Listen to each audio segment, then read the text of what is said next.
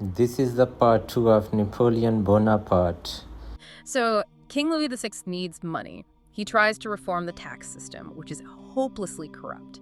The people with all the money, the nobility and the clergy, paid almost no taxes. So he wants to tax the rich. He does, and that's the thread he pulls on the woolen sweater. To tax them, he has to challenge the very idea of privilege. And once you pull that one thread, once you ask, why don't the rich pay taxes, you inevitably start asking, why are they in charge at all? And the whole sweater just unravels. The whole social fabric comes apart, the Bastille falls, the king is sidelined, and suddenly the officer corps of the French army, all those dukes and counts who used to bully Napoleon, they start to flee.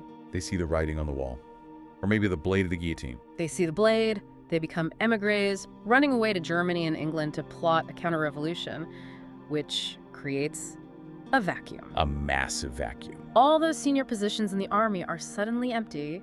Suddenly, a smart, ambitious artillery lieutenant from Corsica isn't captain anymore. The sky is the limit if he can survive the politics. Which were getting incredibly dangerous. This is when the revolution starts to eat its own. By 1791, 1792, you're in a civil war atmosphere.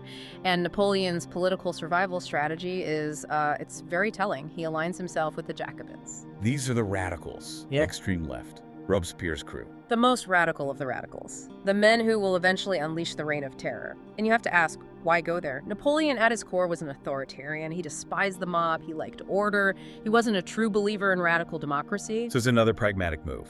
100%. He was a political realist. He saw that the Jacobins were the ones with the energy, the discipline, the ruthlessness. They were the ones driving the bus. If you wanted to move up fast, you hitched your wagon to the most powerful horse.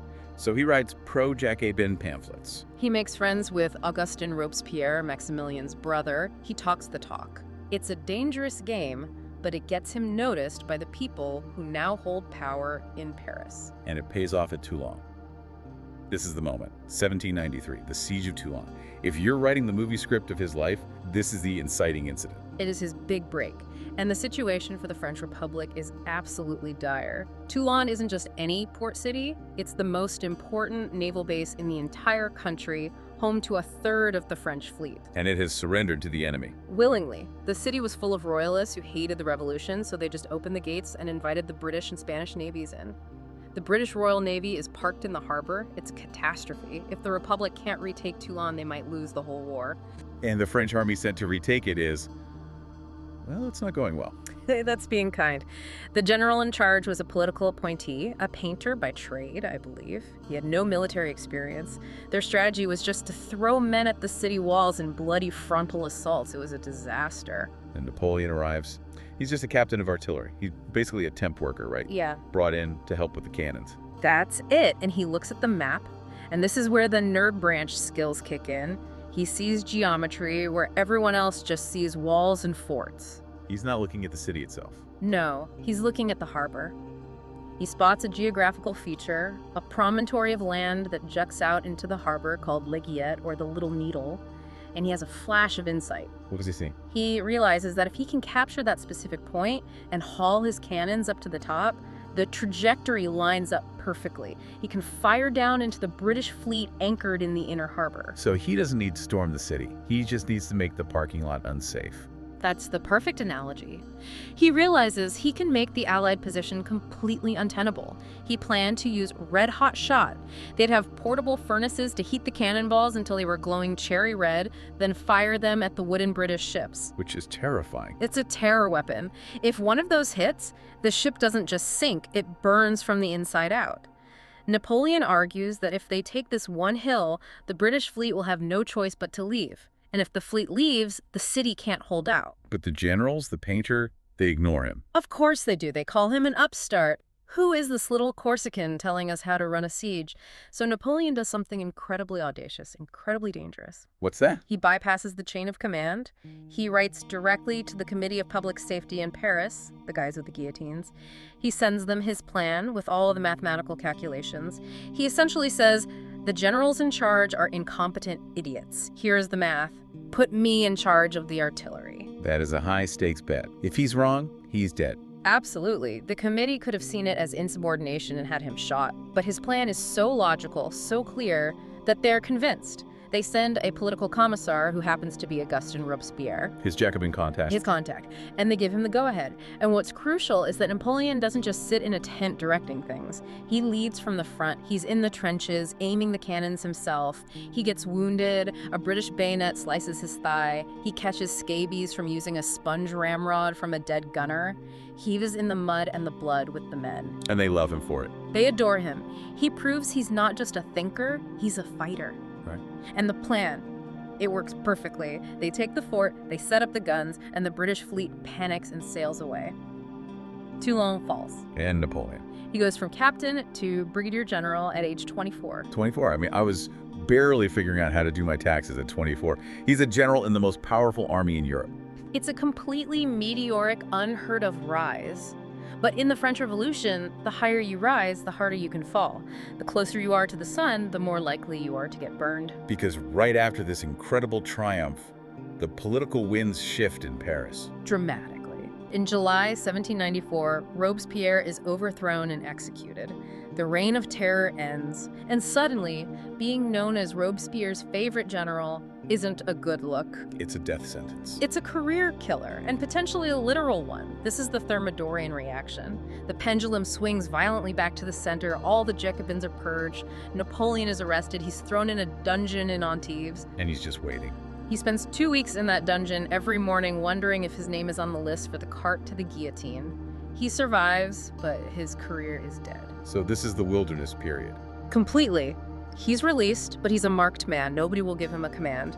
He's walking the streets of Paris in a shabby uniform, on half pay, depressed. The source material says he even talked about suicide. He's condemned to mediocrity all over again. The system has chewed him up and spit him out. But as you said before, chaos is a ladder. And in October 1795, chaos returns to the streets of Paris. It does. The new government, called the Directory, is trying to create a centrist republic, but they're weak, they're corrupt, and they're deeply unpopular. The royalists, the people who want to bring back the king, decide this is their moment. They stage an uprising. A huge one. A mob of 30,000 armed royalists marches on the Tuileries Palace to overthrow the government. And the government only has, what, 5,000 troops to defend itself? Roughly. The odds are terrible, the politicians are panicking, they're about to be overrun, but one of them, a powerful director named Paul Barras, has a good memory. He remembers the little intense artillery guy from Toulon. He remembers the man who knew how to use cannons. He says, I know a man who can handle this. He sends for General Bonaparte. And this leads to the infamous whiff of grape shot. Now, we need to explain what grape shot actually is, because it sounds almost quaint, like something you'd get at a winery. It is anything but quaint. In 18th century warfare, your standard cannon ammunition is a solid, round iron ball. That's for knocking down walls or hitting ships at a distance. Grape shot is an anti-personnel weapon for close quarters. It's a giant shotgun shell. That's exactly what it is. It's a canvas bag or a metal canister packed with dozens of musket balls, nails, scrap metal, whatever they could find. When you fire it, the bag disintegrates and the cannon unleashes a devastating cone of death. And Napoleon's plan is to use this in the middle of a city, against his own countrymen. This is the Rubicon he crosses. He sends a dashing young cavalry officer named Joachim Murat, remember that name, to gallop across Paris and seize the cannons from a nearby camp. Murat gets the guns. He does. Napoleon then strategically places them at the choke points, the narrow streets leading to the palace, creating kill zones. Previous generals in this situation would have fired blanks or fired over the heads of the crowd to try and scare them. Not Napoleon? Napoleon doesn't do warnings. When the royalist mob attacks, he waits until they are point blank, and then he gives the order to fire. And he doesn't just fire once, he unleashes volley after volley of grape shot into the packed columns of men. She just shreds them. He annihilates the head of the column. Hundreds are killed or wounded in seconds. The rest, horrified, break and flee. The uprising is decapitated. The Directory is saved. There's a coldness to this, a ruthlessness that is hard to get your head around. He saved the Republic, but he did it by slaughtering the public. It's the moment the revolution truly eats itself. The Republic was founded to end the tyranny of kings, but to survive, it had to turn to a general willing to commit a massacre on its own streets. Napoleon learns a profound lesson that day. That power no longer comes from the ideals of 1789 or from the people. It comes from the army. It comes from whoever is willing to use the most force. Power comes from the barrel of a cannon. But the government, the Directory, They're grateful. He's the hero of the hour. He's General von de Meer, named after the month of the uprising. They owe him everything. He gets promoted to commander of the Army of the Interior, he gets money, he gets influence, and he gets a wife. Enter Josephine de Beauharnais. Indeed. Now, the romance between Napoleon and Josephine is the stuff of legend, his passionate letters, but the source material makes it sound, at least initially, a bit more transactional. It was very transactional at the start. You have to understand Josephine's position. She was a survivor. She was a widow of the Terror. Her aristocratic husband had been guillotined. She had 2 children, a mountain of debt, and her looks were starting to fade. She was the ex-mistress of Barras, the politician Napoleon had just saved. She needed security. Desperately. She needed a protector.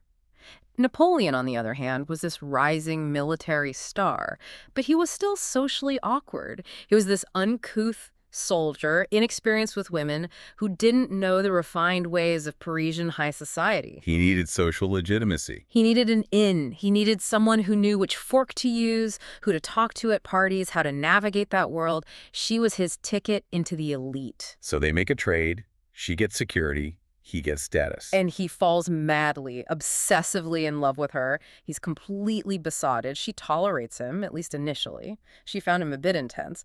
But the marriage in March of 1796 gives him the final piece of the puzzle. He's now a powerful general, the hero of the government, and a socially connected man. He is ready for the big show.